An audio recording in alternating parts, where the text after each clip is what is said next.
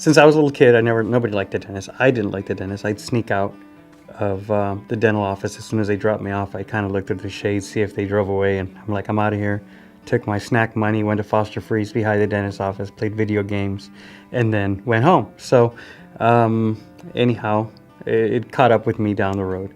I ended up in high school, never went to the dental. I did follow up, and it was, any visit to the dentist was not usually preventative.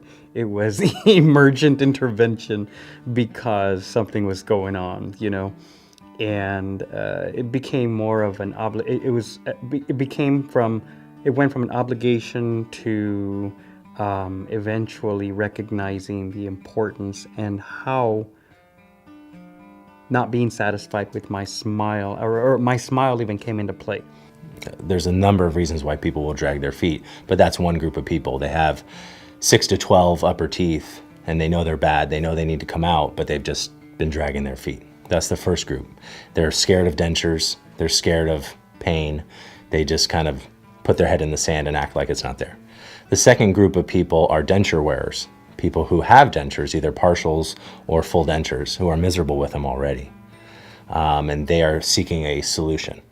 I did think about dentures, but I saw my parents kind of go through it, and it's a hassle, and it's something that I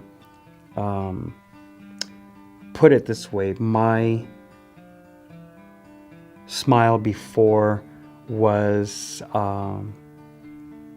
made me feel so uncomfortable that to me dentures were a big upgrade.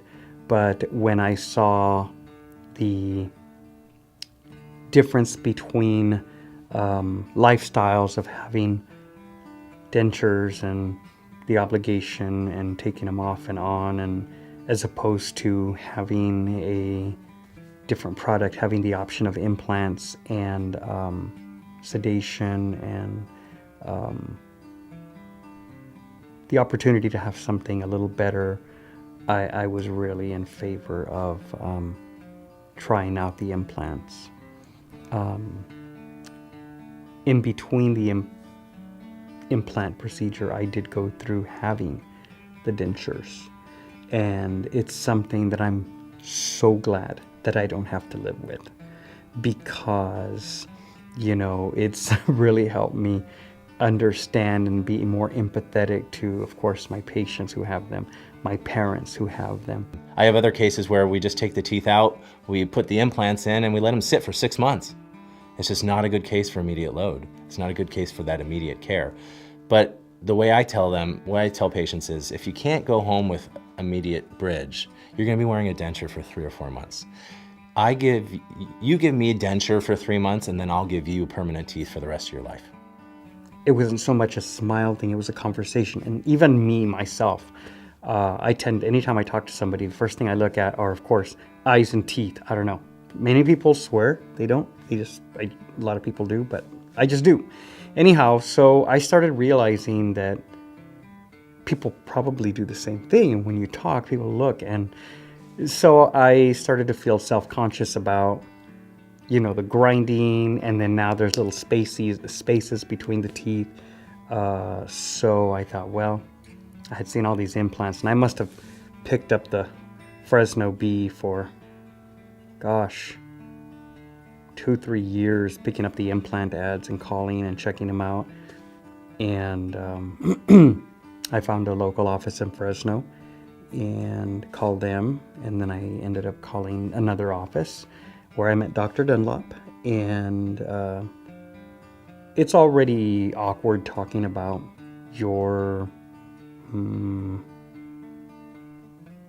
insecurities. For me as the doctor, it's my job to determine what is the right path for you. When I sit a patient down to talk to them, I don't start by looking in their mouth. That's the last place I look. I start by looking into their eyes and looking and listening to what they have to say. I ask them, what brings you to see me today? I don't say, where does it hurt? I say, what brings you to see me today? And some people say, I hate my smile, I'm in pain, I don't want to wear dentures, and that guides me how I talk to them. So the entire discourse of my interaction with them is patient-based. I'm not fitting them into my treatment protocol.